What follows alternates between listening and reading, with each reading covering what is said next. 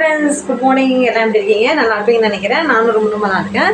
So இன்றைக்கி என்ன வீடியோனா இன்றைக்கி பிரியாணி எங்கள் ஊரில் பிரியாணி செய்ய போகிறேன். சிம்பிளாக செய்ய போகிறேன் பிரியாணி. அதுக்கான செய்கிறதுக்கான எந்த ஒரு எதுவுமே குண்டாலுமே இல்லை. ஸோ சிம்பிளாக எப்படி செய்யணும் அப்படின்னு தான் பார்க்க போகிறோம். வாங்க. மாமா கேட்டுகிட்டே இருந்துச்சு பிரியாணி பண்ணான்னு. அதாவது ஊருக்கு வேறு போகக்கூடா, மறுபடியும் தமிழ்நாட்டுக்கு வர போகிறாங்க. ஸோ அதுக்காக செஞ்சு கொடுத்துருவோம், செஞ்சு சாப்பிடுவோம் அப்படின்னா. அது நான் மட்டும் தனியாக இருந்தாலும் எனக்கு சாப்பிட பிடிக்காது, எதுவுமே செஞ்சு சாப்பிட பிடிக்காது, தோணாது. நம்ம ஒரு ஆள்காண்டி என்ன செஞ்சுக்கிட்டேன் அப்படின்னு தான் தோணும். இப்போ தேவா வேறு கேட்காம, அம்மா பிரியாணி செய்வேன், அம்மா சிக்கன் எடுத்து வந்துட்டு அப்பா அப்படி இப்படின்னு கேட்டுட்டேன்னா, ஸோ அவனுக்காண்டியும் மாமாக்காண்டி இன்றைக்கி பிரியாணி செய்ய போகிறோம். வாங்க பார்க்கலாம். என்ன இப்படி சரி நீங்கள்லாம் கேட்காதீங்க, ரொம்ப சிம்பிளாக இருக்கும் என்னோடய பிரியாணி. ஸோ எண்ணெய் வச்சுருக்கேன். எனக்கு 1 கிலோவுக்கு சிக்கன், 1 கிலோவுக்கு அரிசி அப்படி அந்த இதில் எடுத்துருக்கேன். ஸோ அது கூட பட்டெல்லாம் என்கிட்ட எதுவுமே இல்லை, அதனால் என்கிட்ட இருக்கிறது அடுப்படியில் இருந்தது. இல்லை கிச்சனில் என்ன இருந்துச்சோ அதை தான் யூஸ் பண்ணியிருக்கேன். அது இப்போ வெங்காயம் கட் பண்ணி மாமா கொடுத்துச்சு, வெங்காயம் கட் பண்ணி. ஸோ அதையும் எடுத்துக்கலாம். நான் பச்சை மிளகா ஃப்ளேவருக்காண்டி பச்சை மிளகா போட்டுக்கிறேன். ஃபஸ்ட்டே பச்சை மிளகா போட்டால் நல்லாயிருக்கும். ஸோ அதனால் பச்சை மிளகா,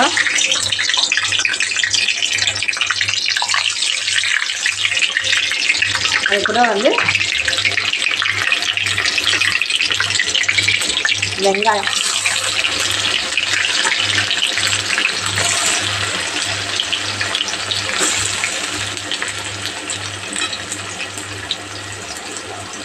ஒரு 4 இல்லைன்னா 5 பச்சை மிளகா அப்படி போட்டுருங்க.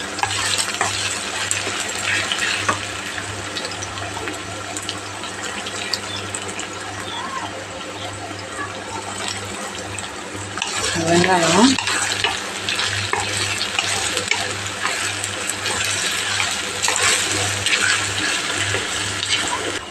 ஸோ இதுக்கு தேவையான உப்பு போட்டுக்கலாம். அப்புறம் வெங்காயம் வதங்கும் இல்லையா, அதுக்காக.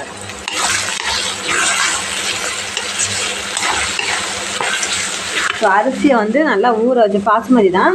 ஸோ ஊற வச்சு கழுவி ஊற வச்சு எடுத்து வச்சுருக்கேன். ஸோ பாசுமதி அரிசி. இது வெங்காயம் நல்லா வதங்கும். ஸோ இதுக்கு 2 தக்காளியை அரைஞ்சிக்கலாம். இந்த மாதிரி பெரிய பழமாக 2 பழம் போதும், 2 பழம் அரைஞ்சிக்கலாம். ஸோ வெங்காயம் பார்த்திங்கன்னா நல்லா ப்ரௌனிஸாக ஆயிடுச்சு. இதோ பாருங்கள், இந்த இப்போ இஞ்சி பூண்டு பேஸ்ட்டு போட்டுக்கலாம். பாருங்கள்,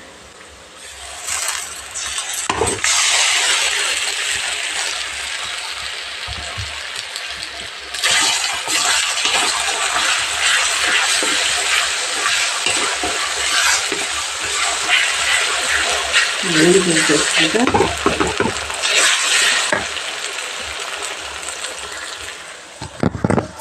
பிரியாணிக்கு என்ன முக்கியமோ அது வந்துட்டு இல்லை. ஏன்னா புதினாவும் இல்லை, லெமன் இல்லை, பட்டை அந்த இது எதுவுமே இல்லை. ஸோ சிம்பிளாக செய்ய போகிறேன். எப்படி இருக்கும்னு தெரியல. ஆனால் நிறையா கிடைக்கும், ஸோ எல்லாம் கிடைக்காது. ஸோ நல்லா இஞ்சி பூண்டு பேஸ்ட் வதங்கிடுச்சு.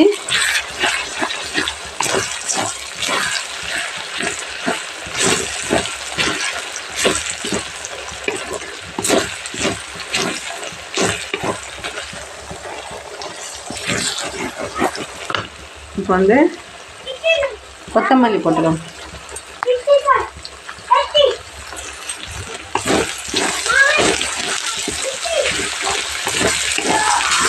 புதினா இல்லை, கொத்தமல்லி மட்டும் போட்டுக்கிறேன்.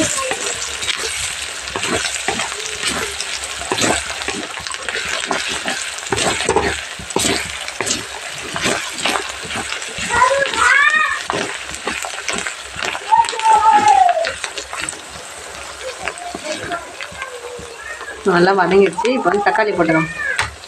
ஸோ 2 தக்காளி அரைச்சிருக்கேன். என்கிட்ட லெமன் இல்லைனால தக்காளி கொஞ்சம் பெரிய தக்காளியாக எடுத்துருக்கு. போதும் தான் நினைக்கிறேன், பார்ப்போம்.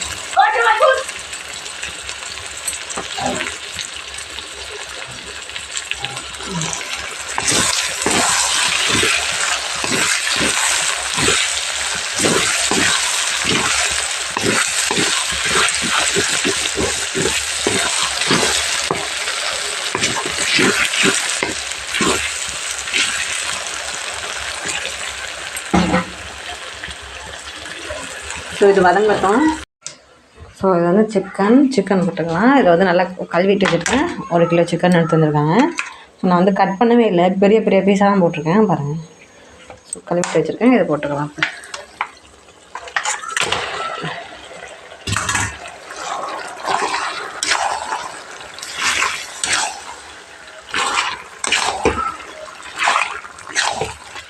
இது கூட லைட்டாக மஞ்சள்தூள், மிளகாய்த்தூள் எல்லாம் சேர்த்துக்கலாம். மசாலாவில் நான் மிளகாய்த்தூள் எடுத்துருந்தேன். ஸோ இப்போ வந்து மிளகாய்த்தூள் ஏற்கனவே போட்டேன். ஸோ உங்களுக்கு காண்பித்தாலும் மறந்து லைட்டாக மிளகாய்த்தூள் போட்டுட்டேன், மஞ்சள்தூளும் போட்டேன். இப்போ வந்து ஆச்சி சிக்கன் மசாலா வந்து வாங்கியிருந்தாங்க மாமா, ஸோ அதையும் போட்டுருக்கேன். இது வந்து தமிழ்நாட்டில் அம்மா கொடுத்துட்டார், மாமா வந்து அம்மா கொடுத்து விட்டது. மாமா தான் வாங்கியிருந்தாங்க சரிங்களா. ஸோ அதை கொஞ்சம் ஊற்றுவேன். இது கொஞ்சம் வச்சு மிக்ஸ் ஆகும். ஸோ வந்து இது கிண்டிகள் இதுக்கப்புறம் வந்து தயிர் கொஞ்சம் சேர்த்துக்கலாம்.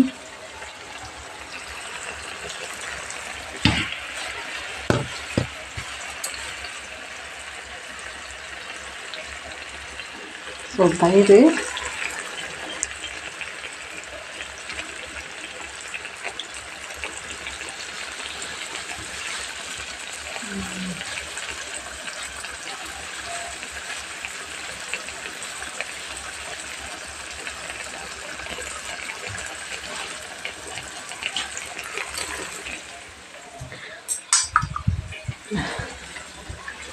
தயிர்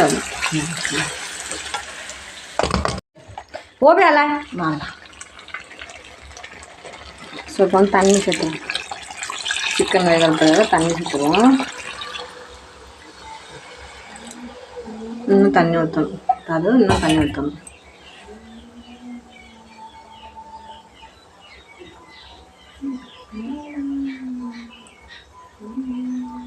நல்லா குழம்பு கொதிச்சுட்டு இதில் நம்ம வைக்க போகிறதில்ல, இதை வந்து குண்டானுக்கு மாற்ற போகிறேன். மாற்றிட்டு தான் அரிசி போட போகிறேன். இந்த சைடு பார்த்திங்கன்னா வந்து அரிசி வெந்துட்டு இருக்கு. ஸோ சோறு வந்து அரை வேக்காடை அரிசி வந்து அரை வேக்காடை வேக வச்சு மாற்றி தம் போட போகிறேன் சரிங்களா. டேஸ்ட் பார்த்துட்டேன், உப்பு மட்டும் லைட்டாக கம்மியாக இருக்குது. காரமாக வைக்கல, விட்டால் உப்பு போட்டுவோம். அரை ஸ்பூன் உப்பு. ஸோ வந்து அரிசி வெந்துட்டு பாருங்கள், நல்லா நீளமாக வந்திருக்கு. நல்லா சூடாக இருக்குது, குடிச்சிட்ருக்கு. இதை வந்து அரிசியை போட்டுக்கலாம். சாதம் அடிச்சிருக்கேன், போட்டுக்கலாம்.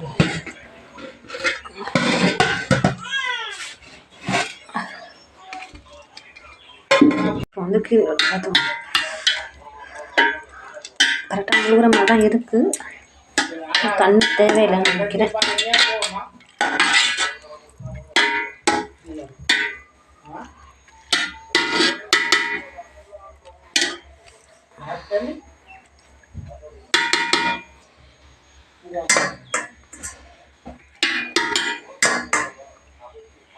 இதில் வந்து கொஞ்சமாக லைட்டாக தண்ணி ஊற்றிக்குவோம். வடிச்ச கஞ்சி இருக்குல்ல, அதில் லைட்டாக தண்ணி ஊற்றுவோம். ஏன்னா எனக்கு ஏதோ இன்னும் கொஞ்சம் இதாக இருக்குமோன்னு தோணுது. லைட்டாக தண்ணி ஊற்றுவோம் சரிங்களா. பாருங்க வடிச்ச கஞ்சி இருக்குது, ஸோ அதையே ஊற்றிடலாம்.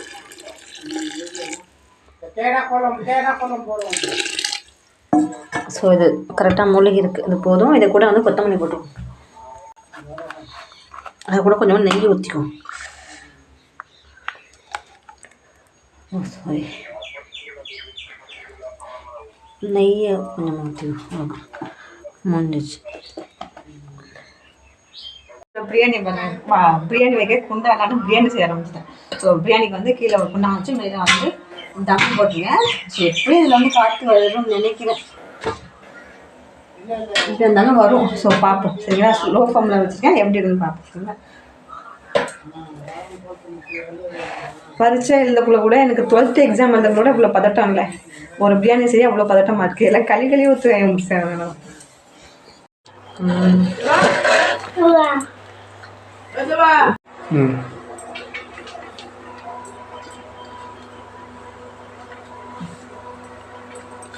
ஓடா நிற்குது.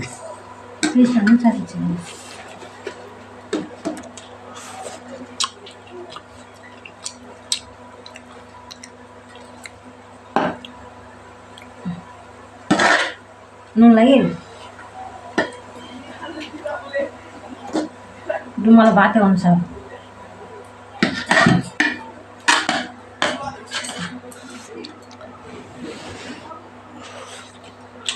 Oma kali oma datang juga tinggal, nah, mau pergi kami alas kami oma kami oma.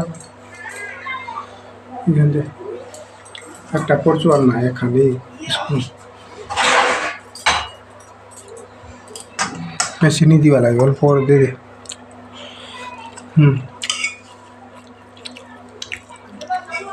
দে মুখানে থুনি লেস্তি నువ్వు లైల్ బిర్యానీ మాత్రం వచ్చానా నీ তুই যা বাবা চাল বেশি হয়ে যাবে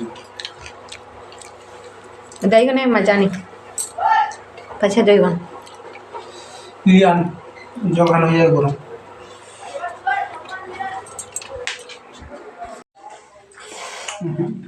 রাত में की देखो चंदना खाते पलटी चंदना पलटी खाते नहीं आजे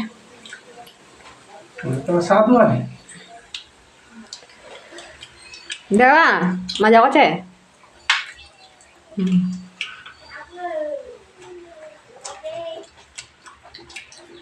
दिमा दे दिमा তুই দিমাগ চেনে আনবা পাচনি মই কম তো কুসা মই একলা কাজ না ওরকম দোকানটাতে আনাবো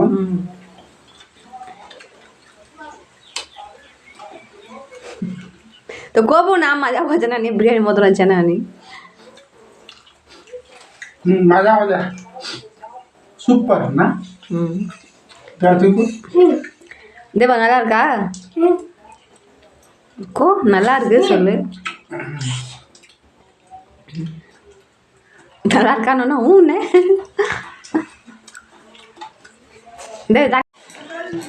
அவங்களாம் சொல்லது இல்லைங்க எப்படி சாப்பிட நான் சொல்றேன்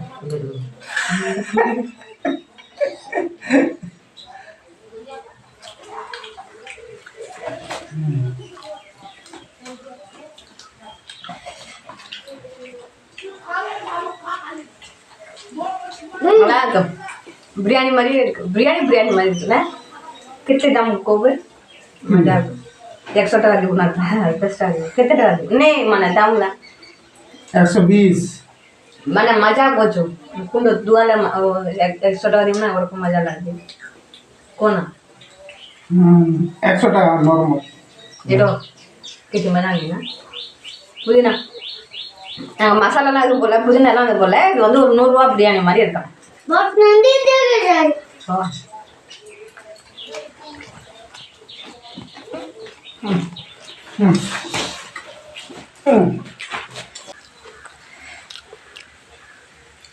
காக்கா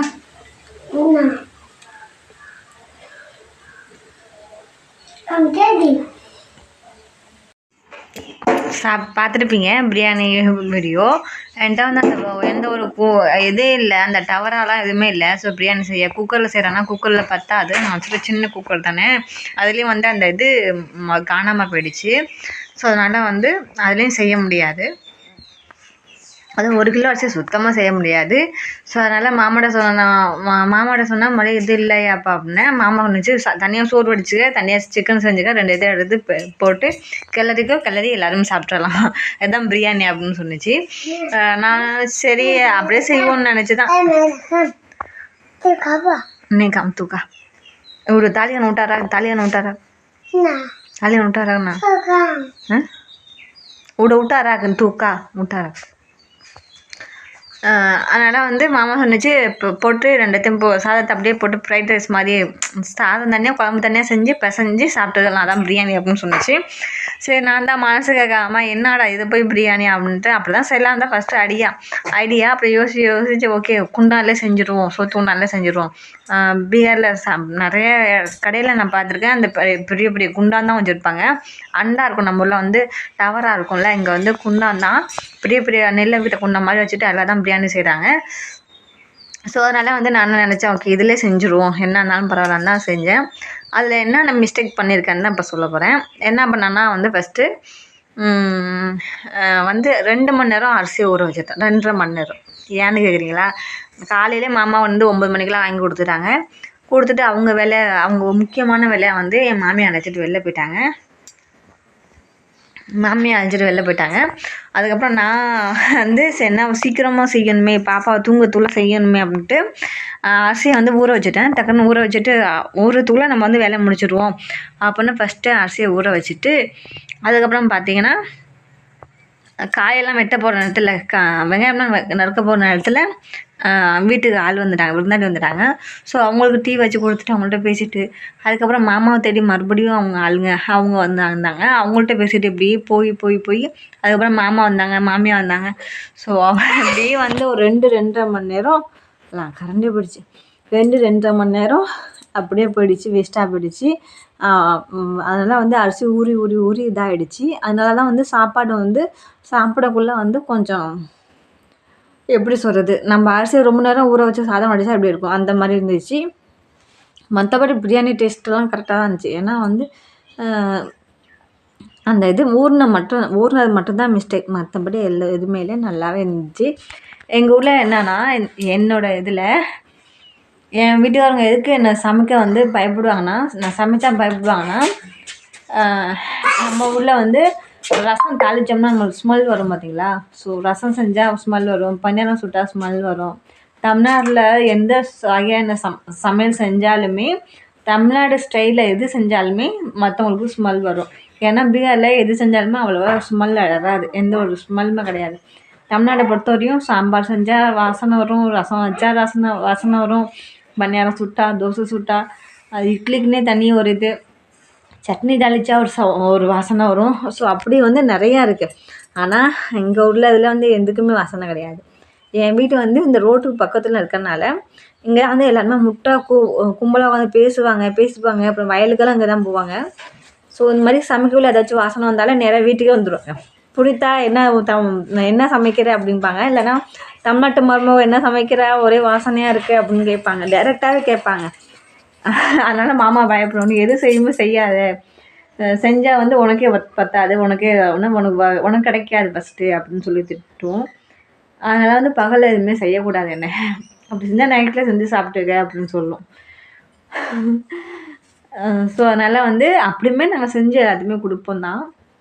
பக்கத்து வீட்டு அன்னைக்கு பிரியாணி இன்றைக்கி செஞ்சதுக்குள்ளே நான் எங்கள் சித்தி வீட்டுக்கெல்லாம் கொடுத்தோன்னா எல்லாத்தையுமே ஒவ்வொரு பிளேட் கொடுத்தேன். எங்கள் வீட்டில் உள்ளவங்க எல்லாருமே சாப்பிட்டோம். என்னை விட இப்போ எல்லாருமே சாப்பிட்டோம், நல்லா சாப்பிட்டாங்க. நானுமே நல்லா திருப்தி சாப்பிட்டேன். ரொம்ப நாளைக்கு அப்புறம் நானும் நல்லா திருப்தி சாப்பிட்டேன். மாமா ஊருக்கு போகிறாங்க இல்லையா, ஸோ அவங்களுக்காண்டி கொஞ்சம் மனசு திருப்தியாக, அவங்களுக்கு இல்லை, அவங்க போய் தமிழ்நாட்டில் சாப்பிடுவாங்க தான், அது எனக்கு ஒரு இது திருப்தி இல்லையா, மாமாவோட சேர்ந்து சாப்பிட்டேன், வேறு ஒரு ஃபீலிங் இருக்கும், அதுக்காக தான். சரிங்களா. ஸோ அவ்வளோதான். வீடியோ பிடிச்சிருந்தா லைக் பண்ணுங்கள், கமெண்ட் பண்ணுங்கள். தேங்க்யூ. இதில் 100 ரூபா பிரியாணி மாதிரி இருக்குன்னு சாரிங்க, அதுக்கு ஒரு பதில் சொல்லி ஆகணும். ஏன்னா வந்து பீகாரில் வந்து நான் ஹோட்டலுக்கு மாமா அழைச்சிட்டு போயிட்டு பிரியாணி வாங்கி கொடுத்துருக்கேன் எனக்கு. ஸோ அங்கே வந்து 140 ரூபா பிரியாணி அதில் வந்து நிறையா வந்து முந்திரி இருக்கும், திராட்சை இருக்கும், அப்புறம் வந்து அந்த செரி பழம்னு சொல்லுவோம்ல, அந்த செரி மாதிரி ஒரு சிகப்பாக இருக்கும்ல, அது செரின்னு தான் அது ஏதோ செரி இல்லை, அது ஏதோ பெரிய செரின்னு தான் நினைக்கிறேன், செரி பழம் சின்னதாக அது. அதுக்கப்புறம் அந்த 3 வந்து நிறைய நெய்யெல்லாம் ஊற்றி, அப்புறம் மைனஸ் எல்லாம் வச்சுருக்கோம், அப்புறம் முட்டை ஆம்லேட் போட்டு கொடுப்பாங்க, எண்ணெய் நிறையா இருக்கும், நெய் நிறையா இருக்கும், எல்லாமே இருக்கும். ஆனால் டேஸ்ட் மட்டும் இருக்காது. என்ன 140 ரூபா கடைக்கு அழைச்சிட்டு போணுச்சு. சத்தியமாக டேஸ்ட்டாக இல்லை. அதுக்கு என் பிரியாணி எவ்வளவோ தேவலாம், எனக்கு டபுள் மடங்கு என் பிரியாணி நல்லாவே தேவலாம். ஸோ அதனால் வந்து அது சொல்ல நம்பாதீங்க, என் பிரியாணி நல்லா தான் இருந்துச்சு. ஆனால் யாரும் ட்ரை பண்ணாதீங்க என்னை பார்த்துட்டு.